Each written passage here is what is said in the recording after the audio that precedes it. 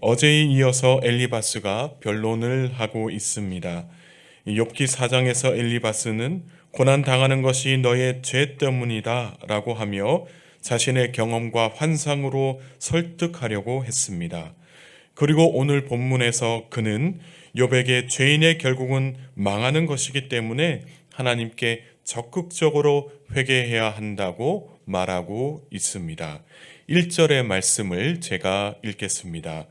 너는 부르짖어 보라. 내게 응답할 자가 있겠느냐? 거룩한 자 중에 내가 누구에게로 향하겠느냐? 말하고 있습니다. 내가 거룩한 중에 누구에게로 향하겠느냐라고 하는 이 말은 특별히 욥을 지지할 거룩한 존재가 아무도 없다는 것을 말하고 있는 것입니다. 여기서 거룩한 자라고 하는 존재는 천사들 또는 하나님의 백성들을 가리키고 있습니다. 그래서 엘리바스는 이 범죄한 욥이 천사들이나 하나님의 백성들에게 아무리 도움을 요청해도 도움을 받을 수 없을 것이다 단정지어서 말하고 있는 것입니다. 그리고 2절 말씀에 보면 이 거룩한 하나님과의 관계가 단절된 악인들은 이 고난을 당하여 분노하게 될 것이고 이 고난 앞에서의 이러한 분노와 불평은 도리어 자신을 망하게 하는 결과를 낳게 될 것이다 라고 이야기를 하고 있습니다. 또한 3절에서 5절의 말씀을 보면 엘리바스는 악인의 멸망에 대해서 개인적인 체험을 기술하고 있는 것을 볼 수가 있습니다. 그는 미련한 자 곧 악인이 계속해서 악한 일을 저지르는 것을 보고서 그의 집을 저주했다라고 이야기를 합니다. 그러자 악인들의 자식들은 구원을 받지 못하였는데 그들이 성문에서 사람들에게 압제당하나 구원하는 자들이 없었다라고 말합니다. 이 자녀들도 그렇지만 악인이 거둬들인 이 양식들도 타인이 먹게 되고 또 자기가 가지고 있던 소유물도 빼앗기거나 사라지게 되었다라고 악인들의 멸망을 이야기하고 있습니다. 이렇게 말하는 이유는 고난은 범죄에서 온 것이기 때문에 하나님을 원망하지 말고 인간 스스로의 책임을 또 하나님께 회개해야 될 것을 강조하는 것입니다. 그래서 욥이 고난 당하는 것은 욥이 저지르는 죄가 원인이 되었기 때문에 우연히 시련이 찾아온 것이 아니다라고 주장을 하는 것입니다. 그리고 7절에서 모든 인생에는 고난이 없을 수 없다라고 이야기하면서 이 사람이 고난을 당하는 것이 불꽃이 위로 날아가는 것처럼 당황하거나 놀랄 필요가 없다라고 이야기를 합니다. 그러면서 8절의 말씀을 보면 엘리바스는 만일 자신이 욥과 같은 일을 겪고 있다면 지체하지 않고 하나님께 뜻을 물을 것이다. 뜻을 물었을 것이다. 라고 말하고 있습니다. 그래서 욥에게 하나님께 의탁하라고 계속해서 요청하고 있는 것입니다. 엘리바스는 이 하나님에 대해서 이야기하기를 하나님은 큰 일을 행하시는 분이시니 애곡하는 자를 구원하지 않겠느냐고 설득하고 있습니다. 그러나 이러한 엘리바스의 설득, 엘리바스의 말은 욥에 대한 잘못된 이해에서 비롯된 것입니다. 지금 욥은 이 비참한 상황에서도 하나님을 원망하거나 저주하는 말을 하지 않았습니다. 하나님께 죄를 짓지 않으려고 계속해서 끊임없이 애쓰고 노력했다라는 것입니다. 오히려 그는 하나님의 섭리를 인정하고 자신의 연약함을 고백하고 있었습니다. 그런데 이 엘리바스는 욥의 상황과 욥의 심정을 전혀 이해하지 않고 자신의 논리로, 일반적인 논리로 욥을 비판하고 있는 것입니다.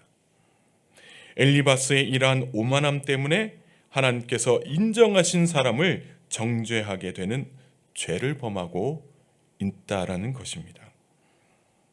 이어서 엘리바스는 하나님을 교활한 자의 계교를 꺾으시는 공의로우신 분으로 소개하면서 지혜로운 자가 자기의 계략에 빠지게 하시고 간교한 자의 계략을 무너뜨리시는 그런 분이시다. 하나님에 대해서 이야기를 하고 있습니다. 그래서 하나님 앞에서 자신의 지혜를 앞세우는 자는 결국에는 어두움을 만나게 될 것이고, 이 대낮이라고 할지라도 이 밤과 같이 더듬게 될 것이다 라는 말씀을 하고 있습니다. 그러나 악인과는 다르게 가난한 자는 하나님의 구원을 얻게 될 것이다 이야기하고 있습니다. 그래서 하나님 앞에서 가난한 자는 희망을 얻게 되고 악인은 망하게 된다라고 말을 하고 있습니다. 비록 엘리바스가 욥에 대한 그릇된 이해로 대하고 있지만 사실 그의 주장을 살펴보면 맞는 말도 있다는 것을 우리가 알 수가 있습니다. 그의 말을 살펴보면서 알 수 있는 분명한 사실은 악인은 하나님의 심판 아래에서 멸망당하게 될 것이고, 또 가난하고 약하지만 하나님을 의뢰하는 자들은 하나님의 구원을 얻게 된다라는 그 사실은 맞는 말씀이다라는 것입니다. 따라서 경건한 자들이 구원을 얻게 되는 바로 그때 불의한 자들은 수치와 혼란을 겪게 된다라는 말씀을 하고 있습니다. 지금까지 이 엘리바스는 욥이 범죄하였기 때문에 고난을 당하는 것이다 라고 하는 이 인과응보의 원리를 통해서 설득을 하고 있었습니다.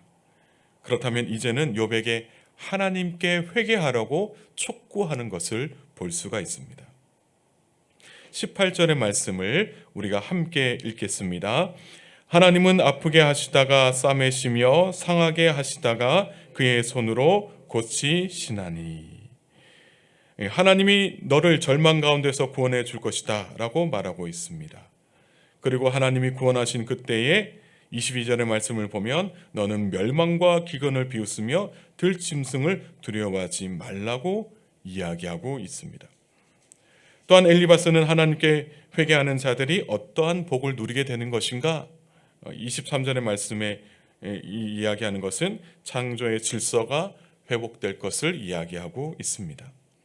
인간의 죄로 말미암아 하나님과 인간과 인간, 그리고 인간과 자연의 관계가 깨어졌는데, 하나님과 인간과의 관계가 회복이 되면 모든 창조의 질서도 함께 회복될 것을 이야기하고 있는 것입니다. 또한 24절에는 가정이 평안을 얻고 가축을 잃지 않게 될 것이고, 또 25절의 말씀에서는 자손이 많아지며 번영하게 될 것을 이야기하고 있습니다. 마지막으로 회개하여 하나님과의 관계가 회복되면 장수하다가 제때에 죽음을 맞이하게 되는 은혜를 얻게 될 것이다 라는 말씀을 하고 있습니다. 그래서 엘리바스는 이러한 일반적인 논리를 가지고 욥의 경우에 일치시킴으로 욥이 회개하기만 하면 지금 현재 당하고 있는 고난에서 벗어나게 될 것이고 복을 누리게 될 것을 이야기하고 있는 것입니다. 거듭 말씀드리지만 엘리바스의 말은 전혀 틀린 말이 아닙니다. 엘리바스가 권고한 목적은 욥을 회개시켜서 하나님의 은혜 안에서 회복하는 데 있습니다. 그러나 그의 일반적인 논리는 맞는 이야기이지만 이 엘리바스는 욥이 받고 있는 이 고난의 성격과 원인을 자유자비한 관점, 전혀 사랑 없이 욥을 정죄하게 되어서 오히려 욥의 마음에 상처를 주게 되는 그런 일들이 일어나고 있다는 것입니다. 이로 인해 이 엘리바스의 충고는 욥에게 아무런 유익이 되지 못하고 있는 것을 우리가 알 수가 있습니다.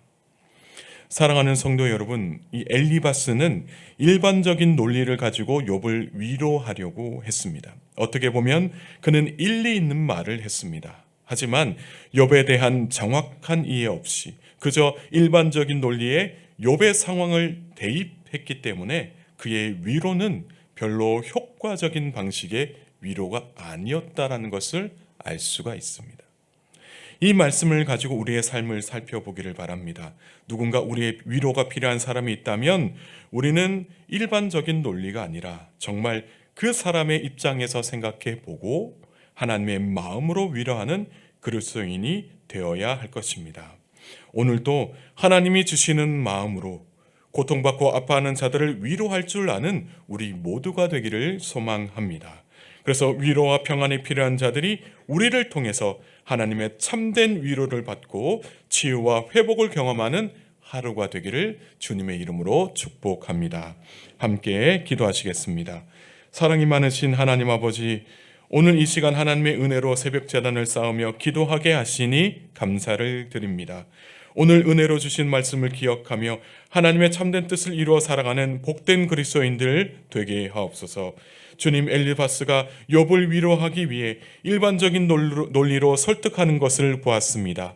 그러나 그의 위로는 욥에 대한 이해가 없이 오히려 욥의 마음에 상처를 주었던 것을 알게 되었습니다. 바른 말이라 할지라도 사랑하는 마음이 없이 말할 때에는 다른 사람의 마음에 상처를 준다는 이 사실을 기억하며 또한 하나님의 바른 뜻을 따라 살아가는 우리 모두가 되게 하옵소서. 하나님, 우리에게 하나님의 마음을 가르쳐 주옵소서. 그래서 위로가 필요한 자들에게 하나님의 마음으로, 하나님의 사랑으로 참되게 위로하여 치유와 회복의 역사를 경험하는 은총을 허락하여 주옵소서. 우리의 가족들 가운데 평안과 위로가 필요한 가족들이 있습니다. 은총을 베풀어 주시어 하나님의 참된 위로와 평안을 경험하는 가족들의 삶이 되게 하옵소서. 각자의 삶 속에서 하나님의 은혜를 풍성하게 경험하게 하시어 형통한 삶을 살면서 일생 하나님을 경외하는 우리 모든 가족들 되게 하옵소서. 사랑하는 교우들 가운데 하나님의 도움이 필요한 교우들도 계십니다.